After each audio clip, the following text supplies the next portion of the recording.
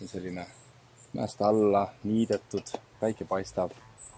Timole meeldib kindlasti hoobetikud jooksevad mõlemad poolt serva. Sama lühikeste jalgadega mees on mõõtnud. Kui on ikka hoobedokk ja sul on, siis on 8 sammu tagant, aga et ideaalis võiks ikkagi maksimum 10 meetrit vahe olla.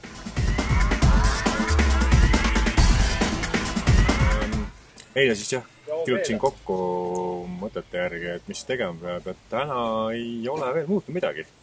Siiamaani ütles nii, et täna meil on esimest päeva tuul siin raja peal. Et see natukene üllatab, aga kettapalikut ei ole veel muutnud. On jäänud suhteliselt samaks. Pooled rajad on kindlasti pööritavad ja isegi mõned veel natukene juurde. Et külma närvi on vaja hästi palju, suhteliselt täpseid avanguid ja siis peaks tulema.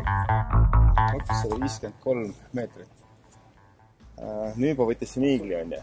Ühesõnaga, kes on kõva viskaga, viskavad sinna keset seda nõlva niimoodi, kui nõlv hakkab üles tulema ja sealt on siis ilmselt mingi 100 veel minna. Ehk iigeldatav, kuidas öeldakse nii eesti keeles. Ei öelda. Aga. Me avastasin eile mitu pleid.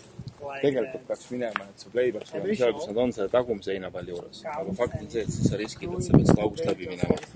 Vanemad mehed, Kimmed ja Sooladav, nemad otsustasid, et viskaks selle esimese heinapalli juurde.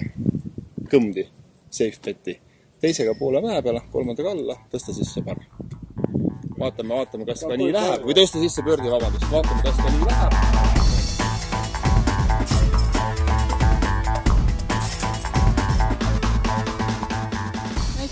Kristjan oma võidutantsu. No ütleme nii, et proovid ühte ja proovid teist ja mingi asi töötab ja midagi ei tööta ja tahaks, et siis homme töötaks enamus asju.